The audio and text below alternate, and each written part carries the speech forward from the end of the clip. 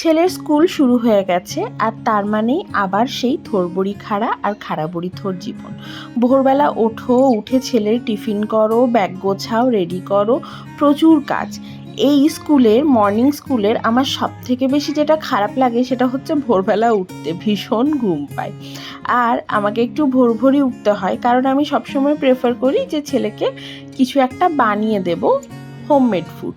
তার মানে এটা নয় যে কখনো বিস্কিট বা কেক দিই না, কখনো অসুবিধায় পড়লে অবশ্যই দিই, তবে চেষ্টা করি যে যতটা সম্ভব বাড়িতে বানিয়ে দেওয়া যায়।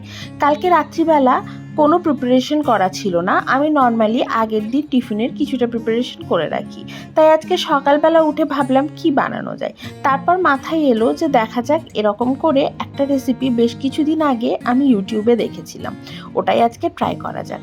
তাই হাফ কাপ ময়দা আর হাফ কাপ আটা নিয়ে তার মধ্যে চিনি, নুন, একটু কালো জিরে দিয়ে জল দিয়ে ভালো করে একটা ডো তৈরি করে নিলাম। তারপর একটা বাটির মধ্যে এখানে নিয়ে নিলাম দুটো ডিম ফেটিয়ে, আর তার মধ্যে দিয়ে দিলাম স্বাদ মতো নুন, একটু গোলমরিচের গুঁড়ো, আর দিয়ে দিলাম চিলি ফ্লেক্স।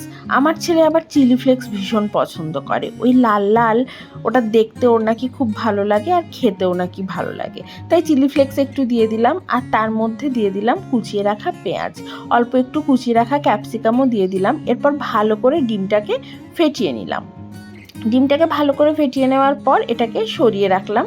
আর এদিকে যে আটার যে ডোটা রেডি করে রেখেছিলাম সেখান থেকে দুটো এরকম লেচি কেটে নিলাম। তারপর এই লেচিগুলো দিয়ে নর্মাল গোল করে একটা রুটি বেলে নিতে হবে। একটু পাতলা করে বেললেই ভালো, না বেললেও কোনো অসুবিধা নেই, মোটমাট একটা গোল রুটি বেলতে হবে। এরপর আমি এর মধ্যে দিয়ে দিচ্ছি একটা চিজের স্লাইস। এরকম স্লাইস চিজ যেগুলো আসে সেগুলো কেটে একটা এর মধ্যে বসিয়ে দিলাম।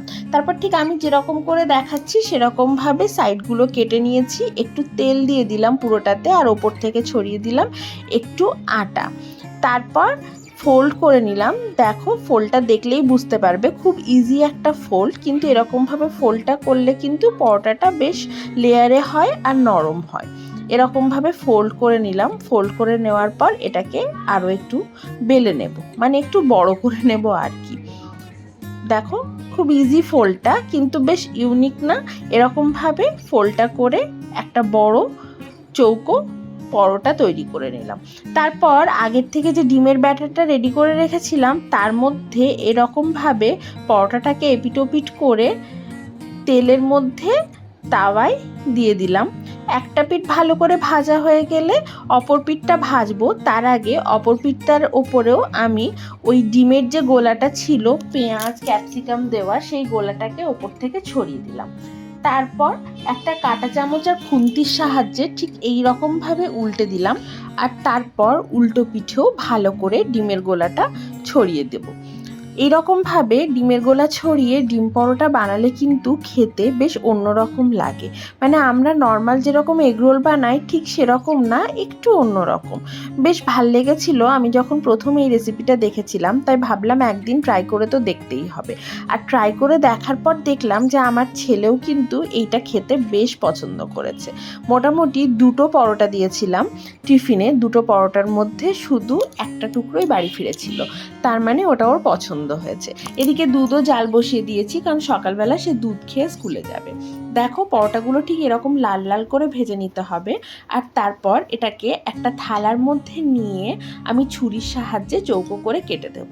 ছোট ছোট টুকরো করে কেটে দিলে বাচ্চাদের খেতে একটু সুবিধা হয়, তাই আমি এরকমভাবে রুটি বা পরোটা দিলে সেগুলোকে এরকম টুকরো করে কেটে তারপর টিফিন বক্সে দিই, যাতে ওদের খাওয়ার সময় কোনো সমস্যা না হয়। এরপর এই টিফিনটাকে জাস্ট বক্সের মধ্যে প্যাক করে দিলেই আমাদের আজকের একদম অন্য ধরনের ডিম পরোটা কিন্তু একদম রেডি হয়ে যাবে। একটু সস দিলাম এই ডিম পরোটাটা খাওয়ার জন্য, কারণ এর সাথে খেতে আর অন্য কিছু লাগে না, শুধু একটু সস থাকলেই হয়ে যায়। তারপর টিফিন প্যাক করে ব্যাগে চলে যাওয়ার পালা। আজকের জন্য এটুকুই। তোমরা কিন্তু অবশ্যই জানিও রেসিপিটা কেমন লাগলো। চলো, টাটা।